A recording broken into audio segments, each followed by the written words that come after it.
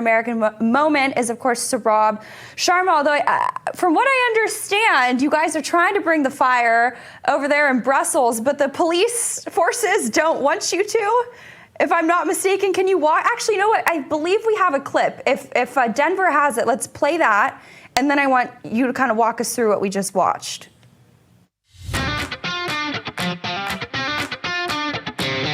NatCon Brussels 2 under siege by Belgian police. We have had our conference going since this morning. The first venue was canceled, was forced to cancel by leftist political pressure. The second venue, 20 hours before the event, pull out of a signed contract. Now we're in the third venue. The police showed up with an order saying that we are creating a public disturbance. What we have here is 400 people in a venue holding a conference. People are speaking about topics, political, philosophical, historical. We have 50 of the leading conservative speakers from across Europe here, all of them gathering, prime ministers, foreign prime ministers, ministers, a cardinal.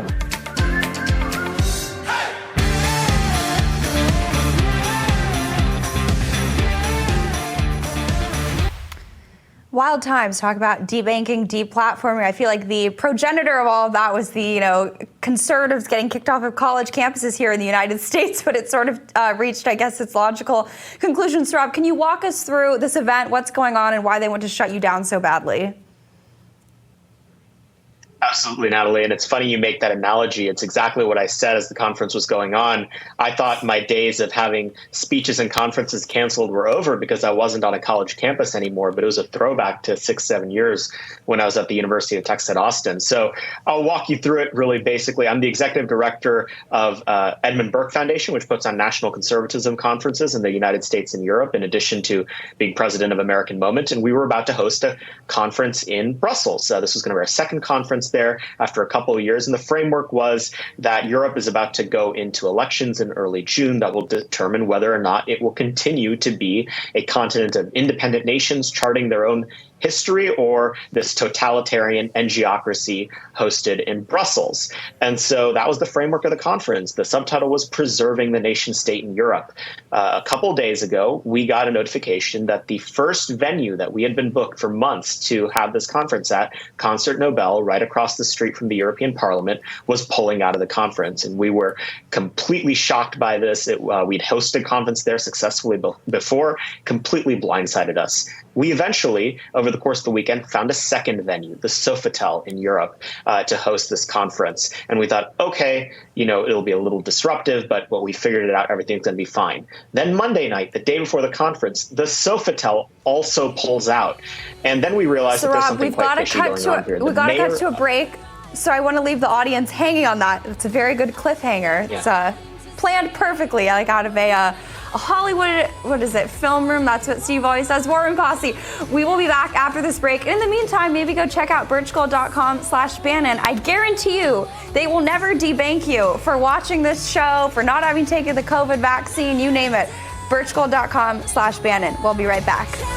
Here's your host, Stephen K. Bannon.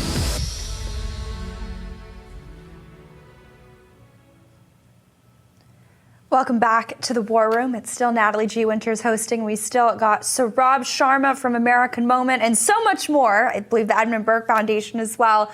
Joining us, we had to cut because of the break, but you were just getting to the third part of your story. It's sort of like, Goldilocks? Except instead of it being too hot, too cold, they were just like, oh, you guys are too radical. You're way too radical. But apparently the third venue, it was just right until the police came and stopped a lot of your speakers from coming in. You can pick up where you left off. Sure. So we finally get this very last second venue in Brussels to host a conservative conference about the nation state. And I am on stage chairing a panel Tuesday afternoon. It's right around noon. The conference has only been going on for 2 or 3 hours. And my colleagues start texting me that the police are on their way to shut the event down. And that's when we realized what was actually going on. The mayor of Brussels had made it his goal to shut down this event, the socialist mayor.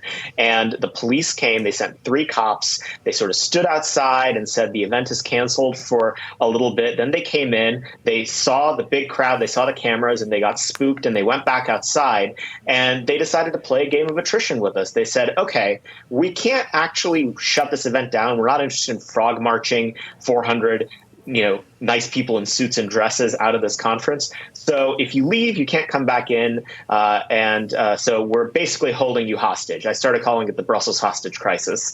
And the funny thing is that we didn't have lunch, but everyone wanted to stay all the way through the event. We were trying to smuggle cardinals and members of European Parliament into the building. They somehow made it in, so I guess they found a way around the police. But, Eric Zemmour, a former presidential candidate in France, was prevented from entering the venue, but we continued to have the conference all through the end of the day. And late that night, a Brussels court actually ruled against the mayor of Brussels and said that this was completely unconstitutional and they had to allow the conference to happen. So we, just a couple hours ago, wrapped up one of the most important conservative conferences Europe has ever had, undeterred by this tyrannical Brussels government, 4 separate attempts to cancel us. And look, the Streisand effect is real. A lot more eyeballs were on this event than they would have liked. 4 prime ministers had to step in and say that this is absurd. So I don't think the Brussels mayor exactly got what he wanted. The message of national conservatism is spreading much further and much wider because of what he did. I think that there's a lot of metaphorical significance with what went on. Of course, Brussels, what is that? The city of the global elite, right? It's almost as bad as Davos, I would probably say. Although I guess you guys are the counterculture Davos now. I think you solidified that with the police literally trying to shut you down. But I'm just curious. Obviously, they're trying to quash, or at least it seems like, at any meaningful, substantive discussions of the importance of the Westphalian nation state. But it seems sort of interesting. Meanwhile, they're pushing day after day after day. Of course, they're not actually supporting it financially, but the importance of Ukraine's borders and Ukraine's sovereignty and their territorial integrity. But when we want to have it for other countries, right, it's sort of a moot point. You aren't allowed to go there. If you want to maybe kind of read the audience in on a little bit of what you guys talked about, who was there in terms of different European countries, this sort of globalist or anti-globalist rather coalition that I know Steve has had an intimate hand in building, but how it's burgeoning and how it really is rising up, so much so that they're having to deploy police forces to put it down.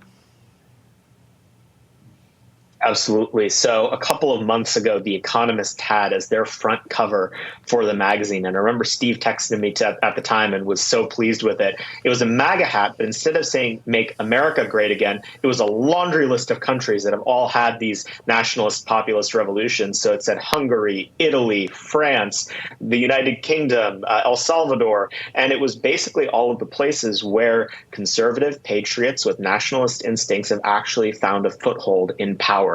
And this is what the left is most afraid of. They were always globalists and deeply connected with each other. And I think the mistake that many conservatives made for a few decades is they assumed that you had to be a globalist in order to be connected with fellow conservative patriots across the world. That's obviously not true, as we've realized in the last few years. Steve was a trailblazer on this. National Conservatism conferences have been trailblazers in this space. And so when they see conservatives uniting across nations with, maybe some minor disagreements between them, but showing a consolidated force against the global left, they get very afraid. Obviously, they have their boogeymen. They really don't like Viktor Orban because he's pro-peace and believes that sending hundreds of thousands of Ukrainians and Russians into the meat grinder is not exactly in Europe's best interest. They really don't like Nigel Farage because he is basically the biggest threat to Brussels that's ever existed in one person. They don't like Eric Zemmour because he believes in sovereignty and French identity. They really did not like most of these speakers at this conference. So I don't blame them for being upset. It's just more evidence than ever that when European elites preach about liberal democracy and tolerance, liberal democracy means they win and you lose. And so we really shouldn't listen to their bleating about liberal democracy. And we certainly shouldn't take them seriously when they call us fascists anymore. I want to link this to what is going on here at home, specifically with the Democrat-controlled Senate deciding to not hold a trial against Mayorkas. I believe all Democrats voted it down in the beginning. Murkowski voted present, then she later switched to a no. So I guess another day the rhinos in the Senate will live without facing the phone call fury and wrath and fire of the War Room posse. But it's the issue of immigration that I've always said the American people are the most gaslit on. It's the issue that I think the elites lie to us the most on, and they get really, really upset about it when you dare to say the words sovereignty, borders, nation state, right? Rejecting the idea of a global government. I never elected a global governor, right? It's ridiculous stuff. But I'm just curious your thoughts more from maybe the American moment perspective on just the Senate's refusal to hold a trial against Mayorkas when they say what he's doing at the southern border, it's not a high crime and misdemeanor. It's utterly absurd. I think that if this level of dereliction of duty is not impeachable and not worthy of a Senate trial, then nothing is. We may as well pack it up. There is no cabinet. We are run by the deep state. Mayorkas' subversion of the American people and their interests is one of the greatest crimes committed against the American people ever. You know, our friend Raheem Kassam, he said for years that if a Democrat won in 2020, that they would bring 10 million migrants across the border. And people said he's crazy, that he's absurd. Well, they're on pace for something like that. It's an insane invasion at our southern border. And immigration really is the galvanizing and the uniting issue for conservative patriots across the world. It is the same fight. They're trying to bring millions of people into the United Kingdom. They're trying to bring millions of people into France. They're trying to bring millions of people into Germany. Part of the reason they hate Hungary and Poland so much is because they said no to bringing millions of people in. And now the greatest natural experiment in European history is going to play out. How did the countries that said no to mass migration fare? And how did the ones that said yes fare? And I think the truth is simple. The ones that allowed tens of millions of unvetted Muslim migrants from the third world to come into their nations aren't going to exist as European nations in 2, 3, 4 decades. And the ones that chose a different path will continue to exist. And that's why we have to keep fighting on this immigration issue in the United States, because as bad as the situation is in the US, it can get a lot worse. Coming through Europe is proof of that. You see how it's unrecognizable. So we can never let up on the rhinos and the left that keep on trying to make compromises on this issue, especially senators. There's something about them, especially Republican senators. You turn your back for 30 seconds on them and they cooked up a new amnesty proposal. We can't let it happen. Yeah, spare me the comprehensive immigration reform and root causes talk, right? I've heard that one too many times. Scariest words in the English language. No, seriously, they actually are. Saurabh, let people know a little bit about American Moment before you go, and of course the show that you co-host, but why, from a personnel perspective, we know personnel is policy, how you guys are really working to make sure that ahead of Trump's impending victory that we have no deep state bureaucrats who are going to speak in, root causes and comprehensive immigration and amnesty speak. They're going to speak in mass deportation. Take that, deep state. Just walk us through a little bit what you guys do at American Moment. Absolutely. So one of my hats is I'm the president of American Moment. We were founded right after the 2020 election, and the goal was simple. Make sure what happened to President Trump never happens again. He did not have a cadre of a couple thousand patriots that would go into the administration that were competent and would help enact his agenda. That can never happen again. He needs the people to help implement his agenda. A president only has so many hours in the day. They hire 4,000 to 5,000 people to help implement their will, to manage 2.2 million federal bureaucrats. It's our job to help find those 4,000 to 5,000 people, highly competent, talented, capable, young and mid-level people. That's what we specialize in, to go work in the future administration, to go work in congressional offices, to go work in public policy organizations in D.C. We ruthlessly select for only a young talent that has an America First worldview, and we white glove service them into being as influential, getting them promoted as quickly as humanly possible, because we don't have a lot of time. And we've had a lot of success in the last 3 years. If you're a young person or you know a young person that wants to get involved, it's not enough to sit on your couch and watch podcasts and YouTube videos all day. You actually have to get involved. We've had a lot of young people from the War Room Posse come through our program, so we're always grateful to get connected with you and find out how we can help. So that's what we do at American Moment. And then National Conservatism conferences are the convening ground for the thinkers in this movement. We'll be hosting one in the summer in the U.S., and so stay tuned for that once we have more details. Saurabh, thank you so much for joining us, for invoking a little bit of Raheem Kassam and triggering me by saying amnesty. You definitely got to come back soon.